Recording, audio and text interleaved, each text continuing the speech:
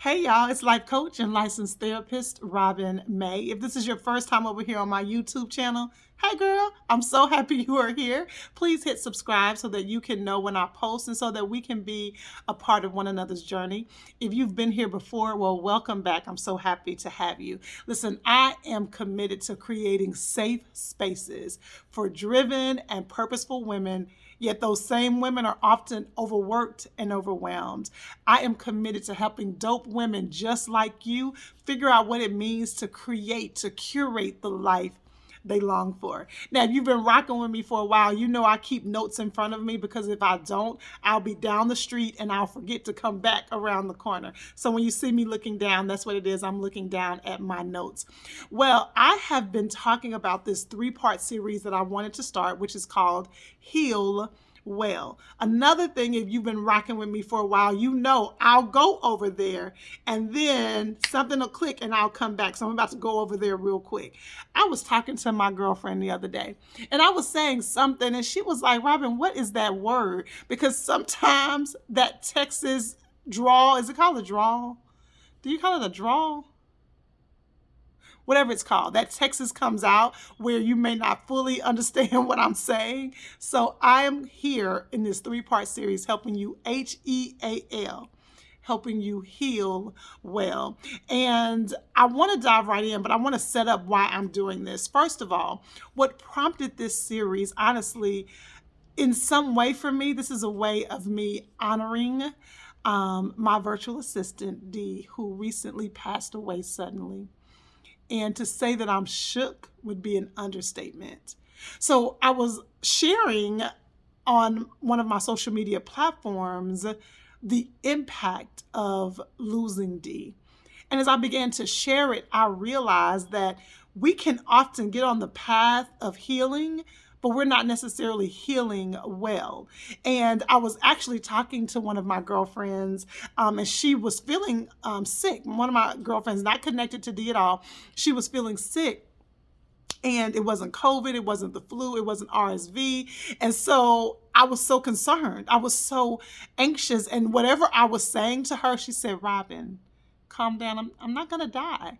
And I know it was connected to having lost Dee so suddenly.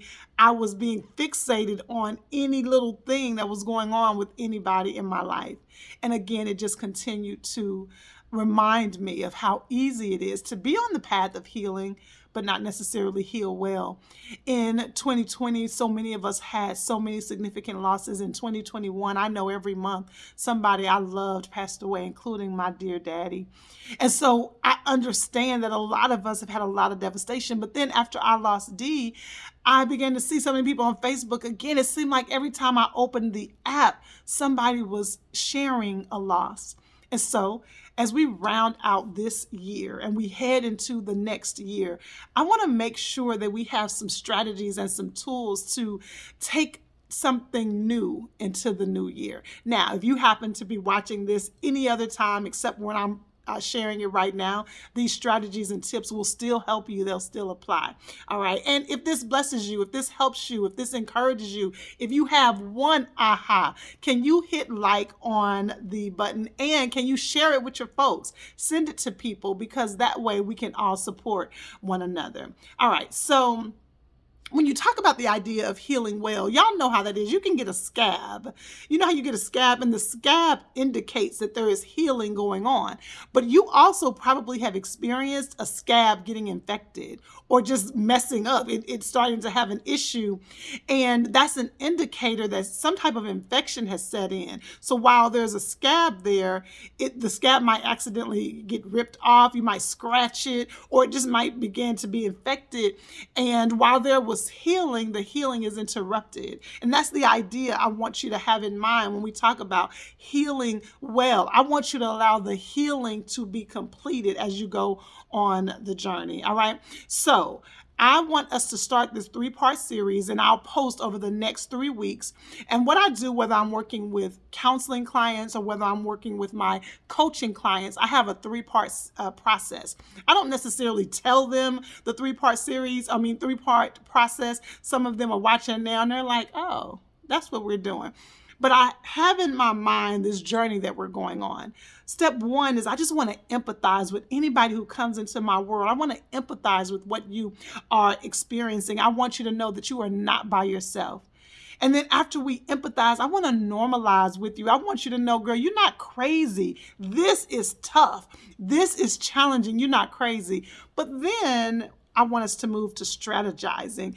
I want you to know you don't have to stay stuck where you are. We can move forward. So we empathize, we normalize, and then we strategize. And that's what we're going to do on this 3-part series. So today, I want to sit with you in regards to your grief. I just want to sit with you. I want you to have some verbiage to what is going on with you. And then next week, I want to share with you what may come up on your journey towards healing, what is going to often come up. I want to normalize some of the experiences you have on the path towards healing. And then on our 3rd-part series, the 3rd part, I want to give you a few tips to make sure you're taking care of yourself as you're on the journey. All right. Now, while I am a therapist and a life coach, more than likely I'm not your therapist and life coach. And so as you're hearing these strategies and tips, listen, don't take my word for it. Take it back to your therapist. Take it to your life coach. Take it to your pastor. Sit with someone and say, she said this. Do you agree with that for me? Pray about it. I want you to make sure that you mull over this and make sure that it helps you on your journey. All right, so let's dive in. I'm just going to start by saying this, y'all. Grief is a beast. Can somebody just put in the comments, amen, grief is a beast. And listen, it shows up and this does not behave itself. You know how you go into the store with your children and you're like, come in this store, don't touch anything, keep your hands to yourself. I don't want you running up and down these aisles. Don't embarrass me. Grief doesn't care. Grief comes in the house. It touches things. It shows up when you least expect it. It shows up in ways you weren't anticipating. It just goes in the kitchen and gets itself something to drink. It makes itself at home in your bedroom. If somebody understands what I'm talking about, put amen in the comment section. Grief shows up and can sometimes be very disrespectful. It doesn't stay in one little place. Grief can be very messy. But what's so crazy about this, y'all, is that even with the pain that you feel, the truth is you do move on. You keep going. And sometimes even that, particularly when we are dealing with the loss of someone we love, and I'm going to talk about the different types of grief, but even when we're talking about the loss of someone we love, the very fact that we start to move on can bring up feelings of guilt, because it's like, how can I move on when my loved one is not here anymore? But the truth is we do. We get back into our rhythms of life. We start doing things, even if we're doing it numb. That right there is a message for somebody, because you're doing it numb. Even if we do it numb, we start moving on. So today I just want to empathize with where you are and what you may be experiencing. And the truth is, I want you to give yourself permission to be gentle with you. I'm going to say that again. I want you to give yourself permission to be gentle with you. I want you to show yourself just a little bit of empathy. Not a little bit. I want you to show yourself a lot of empathy.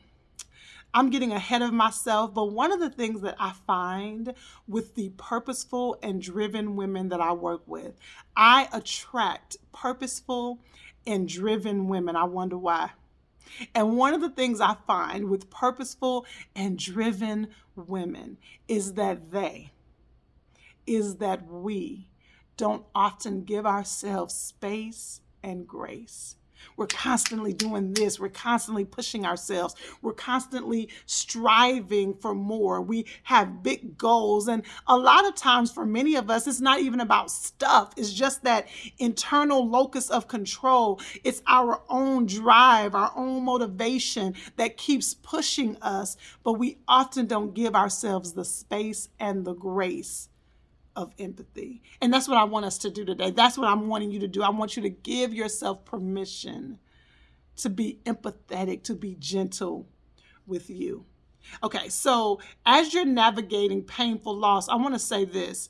It is tough. And here's the thing. This conversation is really about any significant loss. Remember, I said I wanted to talk a little bit about what I mean by grief. Grief is just the expression of emotion toward any significant loss. It can be the loss of a loved one. It can be the abrupt end to a job. It can be the ending of a friendship. Girls, y'all know how important our friendships are to us.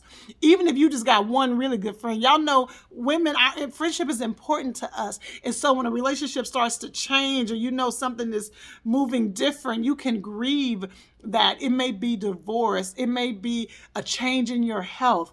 You are grieving anything that you have lost. And so that's what we're talking about. I want you to keep that in mind as I talk about this idea of healing well. And here's the deal with pain and with grief. The emotions that we feel can be conflicted and confusing. You have conflicted and confusing emotions. So I'm already helping you be empathetic with you. Girl, it's okay. I know your emotions kind of all over the place. If you're allowing yourself to feel, it's all over the place. Girl, you're not by yourself. And here's the deal.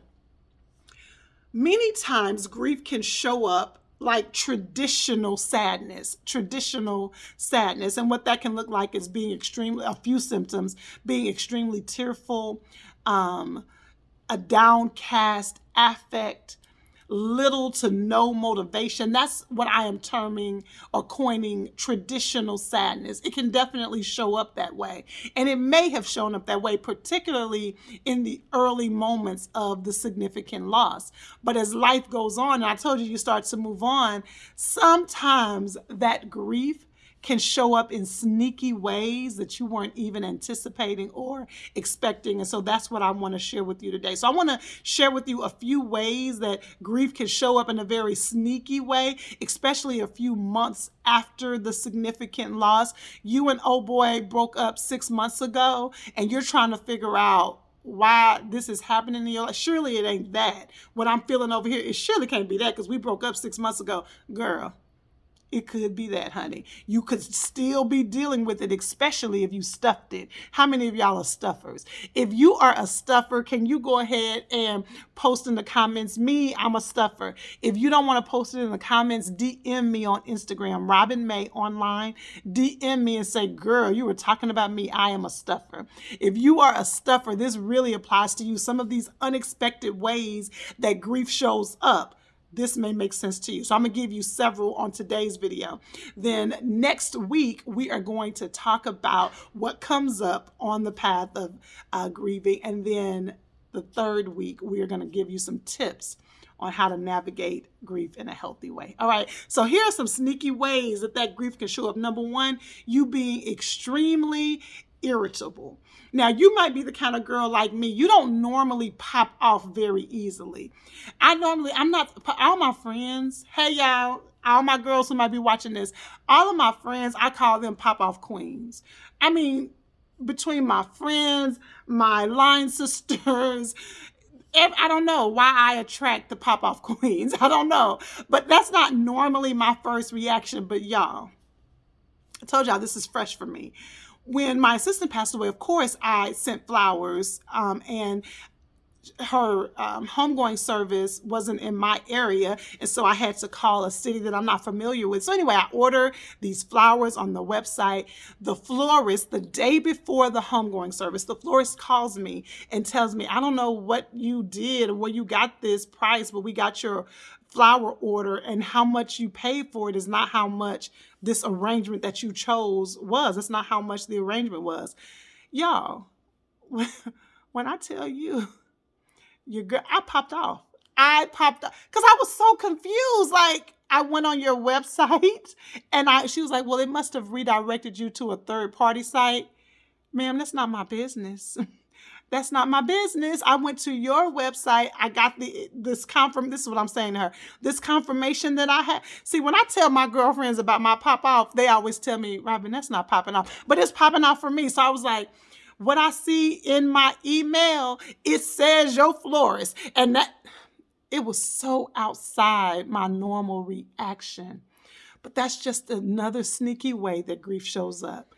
It can make you extremely irritable. And listen, even if you are a pop-off queen, I want you to tell me, go ahead and confess. If you are a pop off queen, you might be popping off even to a level that's beyond your norm. So that's one of the sneaky ways that grief shows up. Number two, another sneaky way grief shows up. Watch this. This is going to surprise you.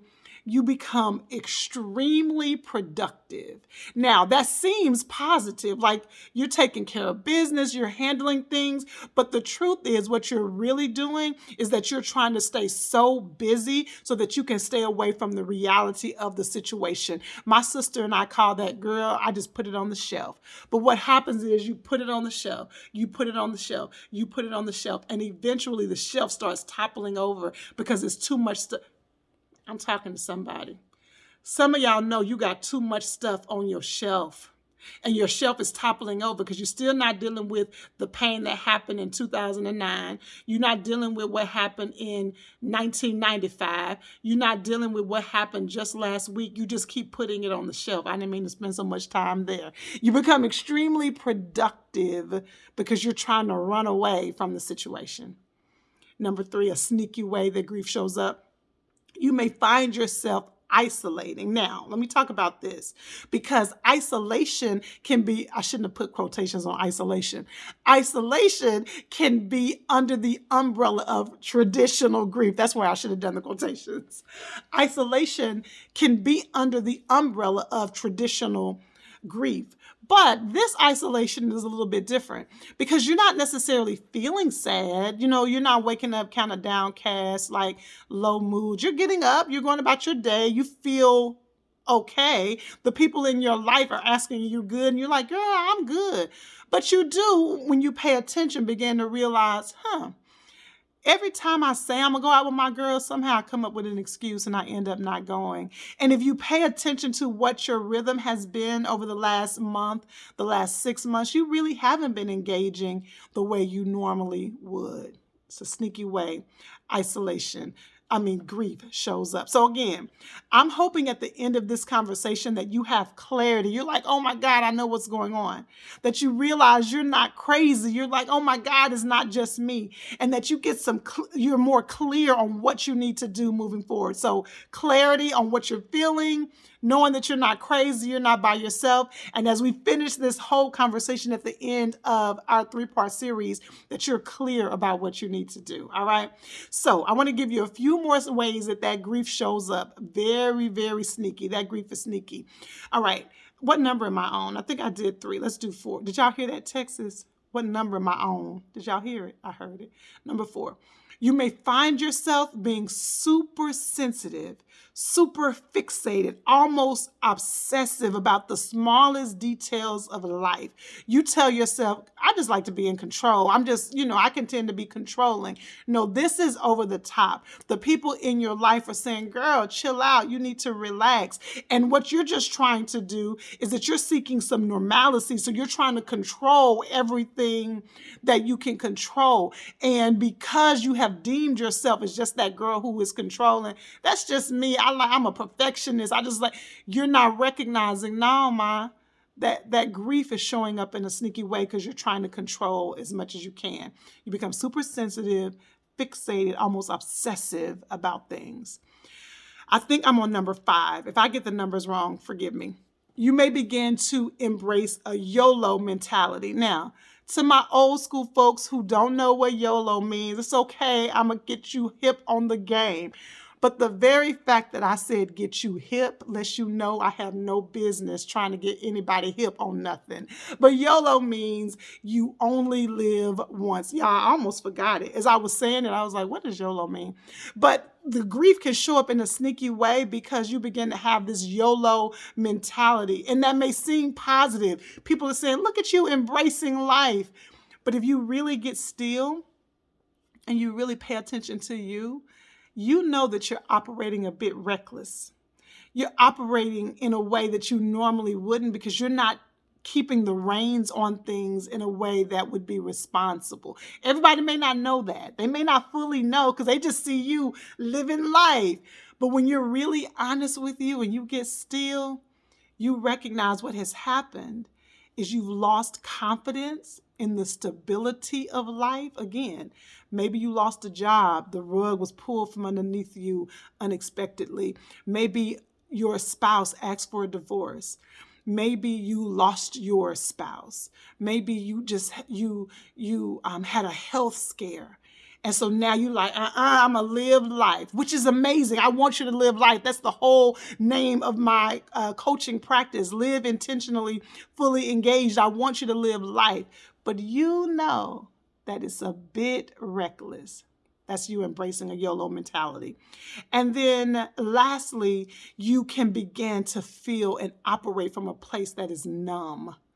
You don't feel sad. You don't feel mad. You don't feel angry. You just don't feel. You have stuffed again. You've put it on the shelf so much that you are just numb. It's almost like, oh, somebody's going to get this. It's almost like you are walking around and you're seeing everybody else, but you know ain't nobody really seeing you because you've just put a wall up that makes you numb. There's one more way that this grief can show up that I didn't have in my notes, but it happened to me today. It happened to me today, so I'm going to go ahead and tell you. Another way that grief can show up in a sneaky way, you can become very absent-minded and forgetful. That's another sneaky way that it can show up. Now, let me just put a pin in it. This often happens for overworked and overwhelmed women, period. So if that's you, if you are overworked and overwhelmed woman, this can show up. I am committed to helping women like you, women like me, recognize that we don't have to live our lives overworked and overwhelmed. But because that's a default for me, it's probably a default for you. And so I know when I am doing too much because I start to become very forgetful and absent-minded. That's an indicator for me. Well, that also is an indicator of how grief is showing up because y'all, I decided that I was going to take myself out to breakfast today. This happened today. I took myself out to breakfast. I sat at those folks' table at Cracker Barrel. I sat at those folks' table. I drank those folks' coffee. I parlayed. He kept coming back saying, "You good, Ma?" "I'm good. I'm chilling." Realized I had forgot my wallet. Shook. Do you hear me? I forgot my wallet. And y'all, I literally never use my phone to pay for anything. But I had just added Google Pay. Something had happened. I added Google Pay and that I went on my phone to make sure I had it. And that was the only way I was there. My husband would have to have driven because I didn't have my wallet at all. Absent-minded and forgetful. All right, y'all. So I hope that this conversation has allowed you to be like, that's what's happening. I'm experiencing that. I hope that I'm giving some verbiage to what's happening in your soul. And if any of these resonated with you, if any of these hit you, I want you to comment in the comment section. I want you to share it on your page and say, this girl is talking good. I want you to DM me and let me know that this helped you. And listen, my heart's prayer is that you realize that you are not by yourself. That you realize that other people can empathize with where you are. But most importantly, I want you to empathize with you. I want you to be gentle with you. I want you to recognize that grief is on a continuum, that it is a journey. And that one of the things, one of my very, very good friends always says, hey girl, one of my very good friends always says is that your journey is not my journey. But I will say this, and I'm going to talk about this more next week. There are some common things that come up that we need to pay attention to so that we can heal well. Now, you know I'm going to end this by telling you, if those of you who've been rocking with me for a while, I want you to learn the art of pausing and paying attention, slowing your life down long enough to pay attention to what's going on in your soul so that you can really identify what it means for you to live the life you long for. All right, y'all, that's it for part 1. I am pretty sure part 2 and part 3 are going to be much quicker than this. Come back with me next week. Now, if you are watching this after the series is complete, next week the part 2 is already available for you. All right. Again, I am Robin May, life coach and licensed therapist, and it is my honor to be on this journey with you.